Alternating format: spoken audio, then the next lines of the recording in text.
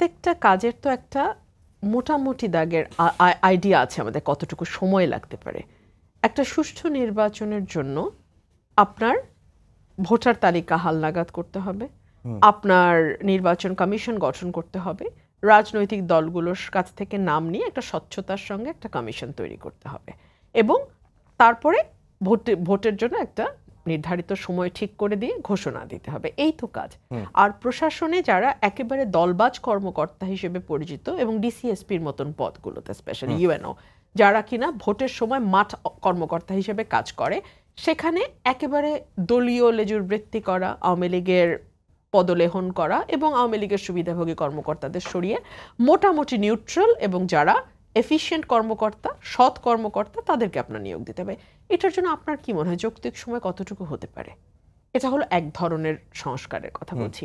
আর আপনি যদি বলেন সব সংস্কারের পরে নির্বাচন, যেটা কেউ কেউ বলছে সরকারি থেকে, সব সংস্কার যদি করতে হয়, প্রথমত সংস্কার একটি চলমান প্রক্রিয়া। এটি প্রতিদিনই কিছু না কিছু সংস্কার, কিছু না কিছু পরিবর্তনের নামেই তো জীবন মানে দিন পার হয়, সময় পার হয় কি করে? কিছু না কিছু পরিবর্তন, কিছু আগানো, কিছু জায়গায় নতুন করা, কিছু জায়গা থেকে পুরনো জিনিস বাদ দেয়া, এভাবেই তো আসলে কর্মকাণ্ডগুলো আগায়, তাই না? সেটা যদি আপনি করেন তাহলে তো কয়েকশো বছরেও আসলে আপনার কাজ শেষ হবে না, কাজ কোনোদিনই আপনার শেষ হবে না। সো আমরা মনে করি রাজনৈতিক দল এবং যারা রাজনীতির সঙ্গে যুক্ত, তারা যেভাবে পিপলস পালস যেটা বলে, যেটা তারা যেভাবে বোঝে, এবং রাষ্ট্র পরিচালনায় যাদের অভিজ্ঞতা আছে, তারা একটা ইস্যুকে যেভাবে হ্যান্ডেল করবে, একটা অরাজনৈতিক সরকারের পক্ষে সেটা সম্ভব না। একটু আগে মানব জমিন একটা লিঙ্ক এসছে, দেখছিলাম, উপদেষ্টাদের মধ্যে বৈষম্য, 24 জনের মধ্যে 13 জনই একটা জেলার, হ্যাঁ, জেলার একটা বিভাগের, সরি, একটা বিভাগের।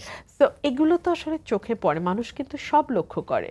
আমি আমার বাজেট বক্তৃতায় প্রায় একটা কথা বলতাম যে কুড়িগ্রামে যা বরাদ্দ, তার কয়েক গুণ বেশি বরাদ্দ গোপালগঞ্জে, এবং ঢাকা চট্টগ্রামের পরেই তৃতীয় বৃহত্তম বরাদ্দ হচ্ছে গোপালগঞ্জ।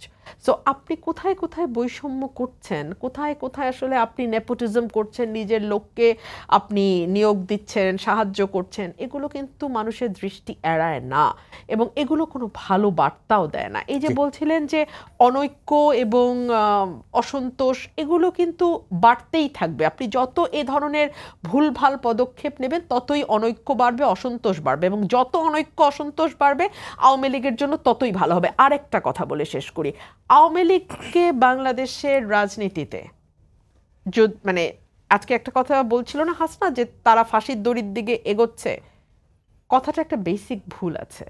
ফাঁসির দড়ি প্রথমে আসলে বিএনপি, জামাত এবং নূর যেটা বলছিলেন তাদের দল, এবং অন্যান্য যারা সাকি ভাই আছেন, অন্যান্য যে রাজনৈতিক দলগুলো আছে, তাদের যে নেতারা আছে, তাদের গলায় আগে পড়বে, ছাত্রদেরটা অনেক পরে আসবে। জি নূর ভাই, আমরা একেবারে শেষের দিকে চলে এসেছি, 1 মিনিট সময় পাবো।